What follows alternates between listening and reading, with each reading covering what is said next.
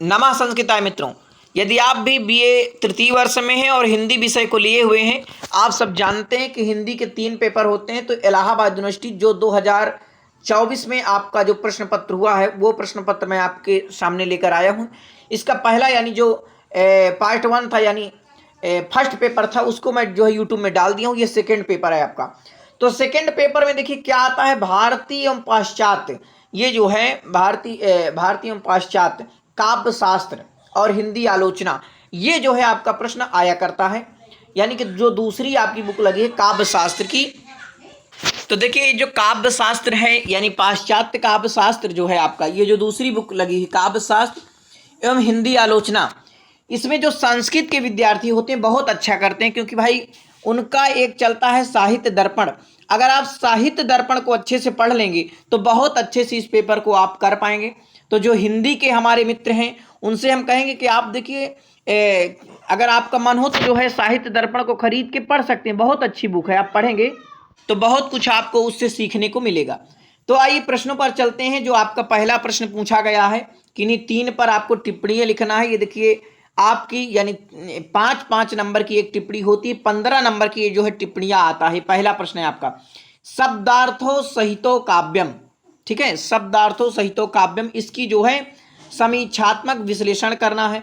काव्य में जो गुण हैं, ठीक है, प्रसाद, ओज, माधुर्य, इन गुणों का जो है आपको महत्व बताना। तो इसमें केवल आपको प्रसाद गुण का महत्व बताना है कि आखिर प्रसाद गुण क्या है, उसका महत्व क्या है। देखिए ये जितना भी पेपर है मैं हल प्रश्न पत्र करा दूंगा, आपको घबराना नहीं है। ठीक है, और आपके यानी कि 2000 हम कितने से पकड़ लेंगे, 2021 से ले लेंगे। ठीक है, ज़्यादा पीछे नहीं जाते। 2021 से आपका 22 का हो जाएगा और आपका 23 का हो जाएगा और ये 24 का हाई ही है।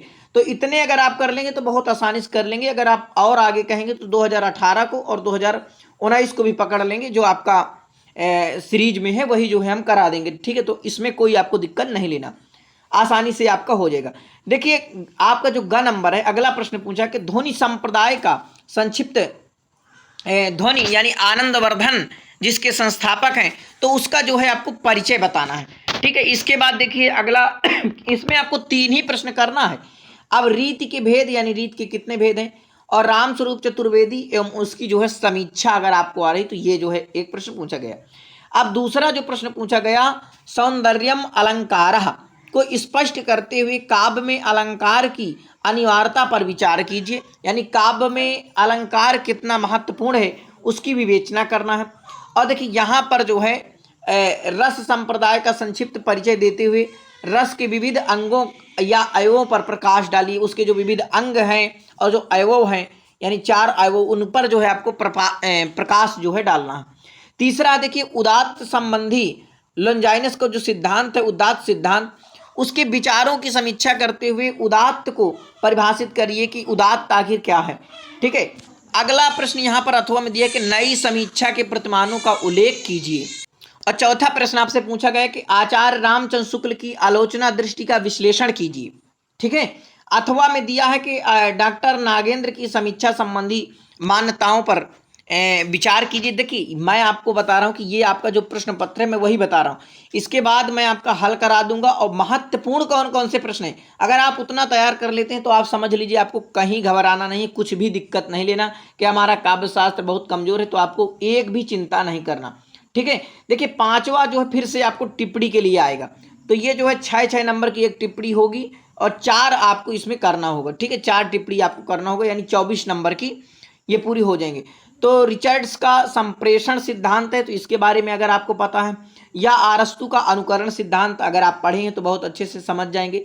अनुकरण सिद्धांत किस प्रकार से अनुकरण किया जाता है, अरस्तु का अनुकरण है। और स्त्री विमर्श के बारे में आपको लिखना है, ये टिप्पणियां आती हैं, आप देखेंगे पाछे लिखा होगा। और संरचनावाद हो गया, उत्तर उपनिवेशवाद हो गया और प्राच्यवाद हो गए। ये सारी टिप्पणियां और जो प्रश्न है मैं आपको पूरा जो नोट्स है वो मैं आपको दे दूंगा, बहुत आसानी से आप इनको लिखेंगे, बहुत अच्छा आप नंबर इसमें पाएंगे। ठीक है, तो आपको दिक्कत नहीं लेना है, क्योंकि हम जो है संस्कृत के विद्यार्थी, तो संस्कृत को बहुत अच्छे से हम समझते हैं और जानते हैं।